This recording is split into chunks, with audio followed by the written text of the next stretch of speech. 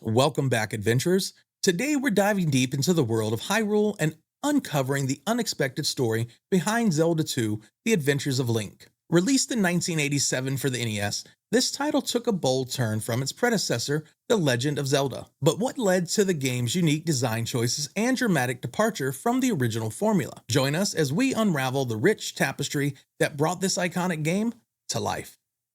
After the successful launch of The Legend of Zelda, Nintendo faced a daunting challenge. How do you follow up a game that revolutionized the gaming landscape? The original title introduced players to a vast, open world filled with secrets and non-linear exploration. But rather than simply repeating this formula, the development team aimed to expand the Zelda universe in bold new directions. Guided by Shigeru Miyamoto, Nintendo's legendary game designer, the team set out to create more than just another live-action adventure sequel.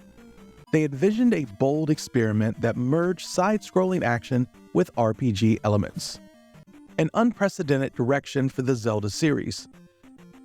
The result was a game that challenged player expectations and laid a foundation for future genre hybrids. The development process wasn't easy.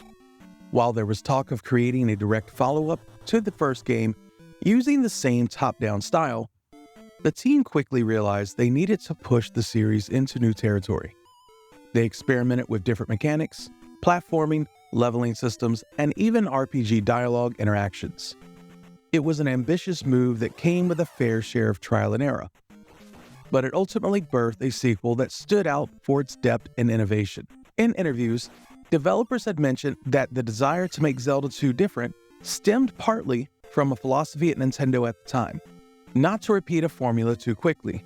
Miyamoto himself has noticed that they wanted to avoid stagnation and were driven to create something that felt like a natural evolution, even if it surprised fans. Takashi Tezuka, who worked closely with Miyamoto on the Zelda series, revealed in retrospective that the implementation of RPG elements and side-scrolling views was also born from internal experimentation with what the Famicom Disk System could handle, especially with game saves and more complex world interactions. These candid insights from the team highlight the calculated risk behind Zelda 2's development: creative choices born from a desire to innovate rather than iterate. By venturing into side-scrolling action and RPG elements, the team broke away from convention, a decision that sparked debate but ultimately showcased their forward-thinking approach.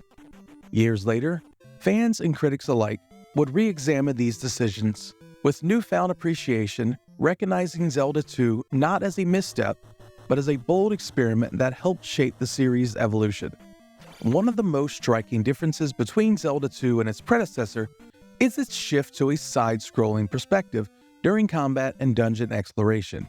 The design pivot reflected the rising popularity of platformers in the late 80s, particularly games like Super Mario Bros., and was also a way to leverage the Famicom Disk System's capabilities in Japan. Players faced enemies head-on, with timing and movement now playing a crucial role. It was a dramatic change that added tension and challenge to gameplay, earning praise from some and confusion from others.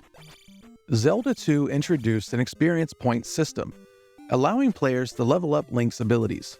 You could enhance health, magic, or attack, customizing Link's strengths based on your preferred playstyle. This was a significant evolution for the series, bringing in a sense of progression and growth rarely seen in console games of the time. These RPG systems made the game feel more personal and strategic. Victory wasn't just about mastering your enemies, it was about building your character, investing in power, and choosing your battles carefully. Magic became a cornerstone of Zelda 2's gameplays. Spells like Shield, Life, and Thunder weren't just powerful tools, they were often necessary to progress through dungeons or defeat certain enemies. This introduced a puzzle-solving dynamic to exploration. You had to experiment, strategize, and return to old locations with new abilities. It laid the groundwork for the Metroidvania genre and reinforced the importance of exploration in Zelda's DNA. The game's story centers around Link's quest to awaken a slumbering Princess Zelda by recovering the Triforce of Courage. To do so, he must restore 6 crystals into ancient palaces across Hyrule and gain access to the Great Palace, where he faces his ultimate test, a battle against his own shadow. This darker tone was a departure from the whimsical nature of the original and set a more serious narrative precedent that future titles would explore in greater depth. Visually, Zelda II pushed the NES to its limits. Detailed sprites, vibrant palettes, and fluid animations gave characters and environments a more expressive look. It was a technical leap forward from the original. The soundtrack, composed by Akito Nakatsuka, further elevated the experience. Tracks like the Palace theme are hauntingly memorable and have been remixed and referenced in countless future titles. The music added emotional weight to every scene. Zelda II introduced a wide range of enemies that required players to master a variety of attack patterns. Bosses like Ribonak, Guma, and the infamous Dark Link forced players to adapt and evolve. Dark Link in particular became one of the most iconic encounters in the series, a literal and figurative test of the player's skill and understanding of the game's mechanics. Upon release, Zelda II received mixed reviews. Some players embraced its ambition, while others felt alienated by its difficulty and departure from the original. Critics noted its steep learning curve as a key point of contention. In a 1989 issue of Nintendo Power, the game was praised for its graphics and scope, but criticized for being more punishing than fun by some readers. Years later, publications like IGN and Eurogamer reevaluated Zelda II more positively. IGN called it a misunderstood masterpiece, citing its rich combat and character progression. Fans on forums like Reddit and Reset Era often reflect on the title as ahead of its time, especially in terms of how it pushed the boundaries of what the NES game could achieve. Elements from Zelda II continue to influence the series. Games like A Link Between Worlds embraced non-linear exploration and ability-driven progression. Even Breath of the Wild echoes its willingness to challenge expectations and put player agency at the forefront. Outside of the franchise, Zelda II helped inspire action RPG hybrids and platforming adventures that blended story, combat, and exploration. Today, Zelda II enjoys a dedicated cult following. Speedrunners dissect its intricate mechanics, artists reinterpret its world, and streamers introduce it to new audiences. It's no longer viewed as a black sheep of the series, but rather as a daring chapter that expanded the Zelda legacy in unexpected ways. References to Zelda II have appeared in television, comics, and online media. Its influences can be seen in everything from parody sketches to affectionate callbacks in other games. The game also inspired design decisions and story beats in fan projects, and it's still cited in retrospective as a turning point for the series. Zelda II has carved a space in the speedrunning community. Players race to complete the game using advanced strategies, glitch exploration, and precise routing. This competitive environment highlights the game's mechanical depth and gives it renewed relevance in the modern gaming scene. The biggest takeaway from Zelda II is its willingness to take risks. In an era of sequels that play it safe, this game dared to reimagine what a Zelda title could be. It also reinforced that innovation often precedes appreciation. Zelda II's true value wasn't fully recognized until years after its release. If you've never played Zelda II, now might be the perfect time. Don't be deterred by its difficulty.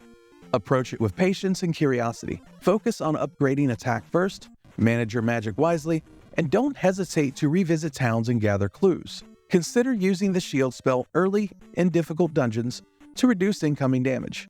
Use the life spell conservatively. Save magic points for moments when you're close to death. The fairy spell can be a lifesaver, allowing you to bypass locked doors or tricky platforming sections when you're low on resources. It's also helpful to farm experience points just outside of towns before entering more challenging areas. Many players recommend clearing Parappa Palace first, then backtracking to grind for magic and health upgrades before proceeding. The rewards are worth it. It's not just a game, it's an adventure that challenges you to grow, adapt, and strategize like few others in its era. In conclusion, Zelda II: The Adventures of Link remains one of the most daring and underrated entries in the Zelda franchise. Its blend of RPG systems, real-time combat, and layered storytelling made it a bold step forward. Though it may not be everyone's favorite, its legacy is undeniable, and its lessons still echo in modern game design. What are your thoughts on Zelda II? Did you love it, or did its design choices challenge you? Share your experiences and strategies in the comments. And if you enjoyed this deep dive, Be sure to like, subscribe, and ring that bell to support more retro content just like this. Until then, keep your hearts full of courage, and as always, happy gaming.